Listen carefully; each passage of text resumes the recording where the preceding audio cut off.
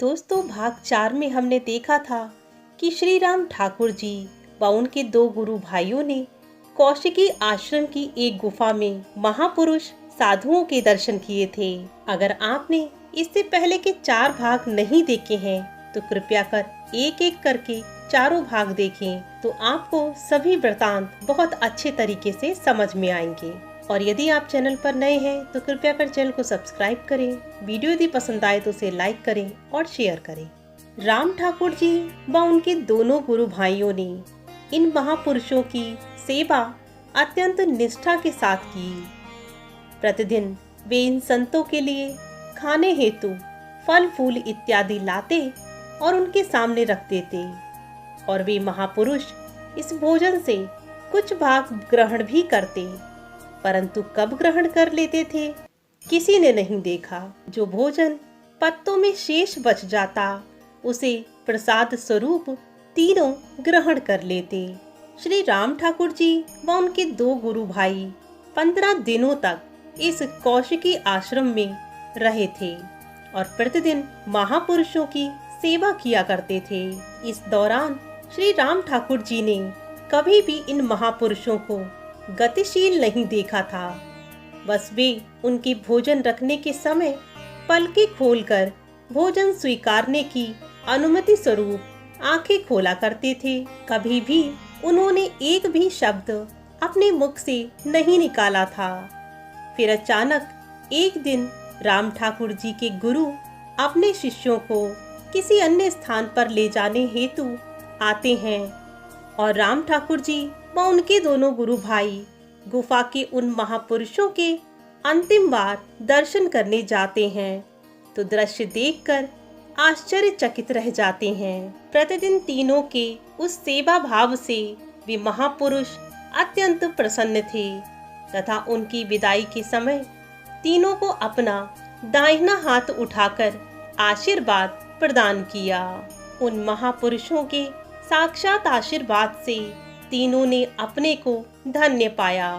कौशिकी आश्रम की यात्रा के बाद अनेक बार कई लोगों ने श्री राम ठाकुर जी से इसके विषय में जानना चाहा, परंतु वे कभी कुछ ज्यादा नहीं कहते थे वहाँ के विषय में। शायद कुछ ऐसे रहस्य रहे होंगे जिनका रहस्य होना ही वे उचित समझते थे। उन्होंने अपने जीवन में कौशिकी आश्रम के विषय में मात्र इतना ही बतलाया था कि मानसरोवर से भी बहुत आगे उत्तर दिशा में कौशिकी आश्रम अवस्थित है। कई लोगों ने उनसे यह भी पूछा कि कोई और व्यक्ति इस आश्रम तक क्यों नहीं जा पाता, तो उन्होंने मुस्कुराते हुए केवल इतना ही कहा, केवल योगी व्यक्ति ही उन तक पहुंचने की क्षमता रख पाते हैं। ये हर किसी के बस की बात नहीं है। भौतिकता से भरे वे शरीर वहां तक पहुंचने के योग्य नहीं है। वहां तक पहुंचने के लिए मन या शरीर पर किसी प्रकार का बोझ नहीं होना चाहिए। हम तो वहां दिगंबर अवस्था में गए थे और बिना हमारे गुरु के वहां जाने का स्वप्न देखना भी संभव ना हो पाता। और ये सत्य भी था कि श्री राम ठाकुर जी के गुरुदेव की अनंत कृपा उन पर थी, जिसके माध्यम से समय समय पर निर्देश, आज्ञा व ज्ञान वे प्रदान करते रहते थे तथा तंत्र साधना व ध्यान की श्रेष्ठ विधियों का ज्ञान भी वे जब तक उन्हें देते रहते थे। अपनी हिमालय की दुर्गम यात्राओं के दौरान वे अपने गुरु के और भी निकट आ सके थे और अनेक दिव्य आत्माओं, संतों, महापुरुषों के दर्शन भी पाते रहे थे। एक अन्य घटना का वर्णन एक बार उन्होंने किसी के समक्ष किया था, जब वे एक बार अपनी मंडली के साथ दुर्गम पर्वतीय यात्रा पर थे। उस स्थान पर साधारण मनुष्यों का पहुंचना संभव नहीं था। तभी उन तीनों को एक प्राचीन गुफा दिखलाई पड़ती है।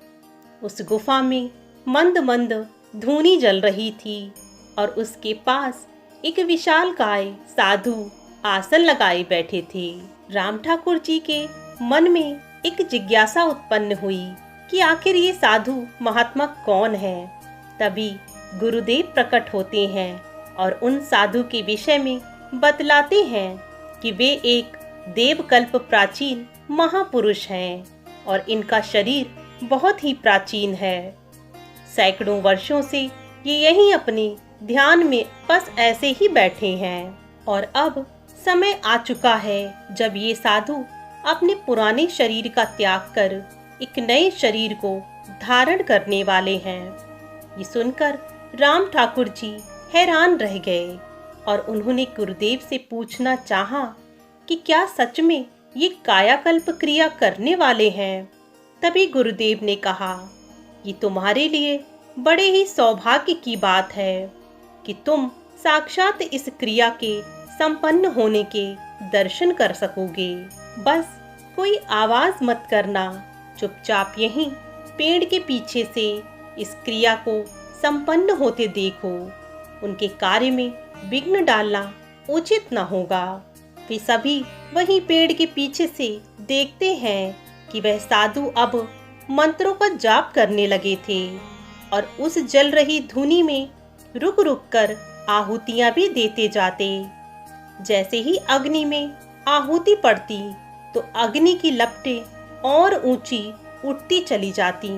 कुछ देर तक ये मंत्रोच्चारण चलता रहा। उसके बाद एक विशालकाय सांप अचानक अग्नि के समीप प्रकट हो जाता है। उसके बाद वह अग्नि के चारों ओर परिक्रमा लगाने लगता है। परिक्रमा पूरी करके वह सांप उन साधु के समीप ही जाकर बैठ जाता है। ये जो दृश्य चल रहा था वो राम ठाकुर जी व उनके दोनों गुरु भाइयों के लिए महा आश्चर्यजनक था। तभी वो साधु उस सांप को पकड़कर उसके मुख वाले भाग को अग्नि की ओर बढ़ाने लगे, मानो वे उसे सेकना या पकाना चाह रहे हों। उसके बाद उन्होंने उस सांप को अग्नि में फेंक दिया।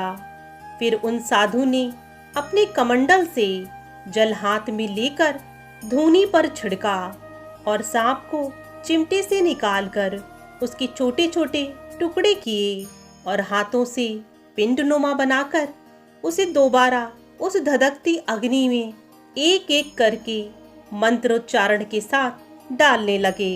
अब एक पिंड बचा था, उसे उन साधु ने अपने मुख में डाल लिया और उसे निगल गए। इस दृश्य को देख पाना सहज नहीं था श्री राम ठाकुर जी के लिए। उसकी कुछ देर बाद वे साधु अपने ही आसन पर लुढ़क गए। ऐसा लग रहा था जैसे वे साधु मृत देहधारी हो गए हों। थोड़ी ही देर में साधु का शरीर फूलने लगा और इतना फूलता गया कि एक भयानक ध्वनि के साथ फटकर चारों ओर बिखर बिखर कर गिरने लगा। उसके बाद उस शरीर के भीतर से उत्पन्न हुआ एक नवीन शरीर। ये दृश्य देखकर राम ठाकुर जी व उनके गुरु भाई विस्मय से कांप उठे। इसके बाद उस नवीन देहधारी साधु ने अपने पुराने शरीर के बचे हुए अवशेषों को चिमटे की मदद से उठाकर उस अग्नि को समर्पित कर दिए और अपना चिमटा व कमंडल लेकर उस घनेरे जंगल में कहीं लुप्त हो गए। इस दृश्य ने उन तीनों को हक्का बक्का कर दिया था। वे अपनी सुध बुध भूल चुके थे, ऐसा लग रहा था। तभी गुरुदेव की उपस्थिति से वे सभी पुनः होश में आए। गुरुदेव ने कहा, भयभीत होने की आवश्यकता नहीं है। आज से तुम सभी योग व तंत्र दोनों ही क्षेत्र में नवीन ज्ञान सीखने के योग्य बन चुके हो। जीवन में तुम्हें तंत्र व योग की महान सिद्धियां सदैव प्राप्त होती रहेंगी। इसके बाद उन तीनों ने गुरुदेव से आशीर्वाद लिया और फिर वे चारों एक नए गंतव्य की ओर बढ़ गए।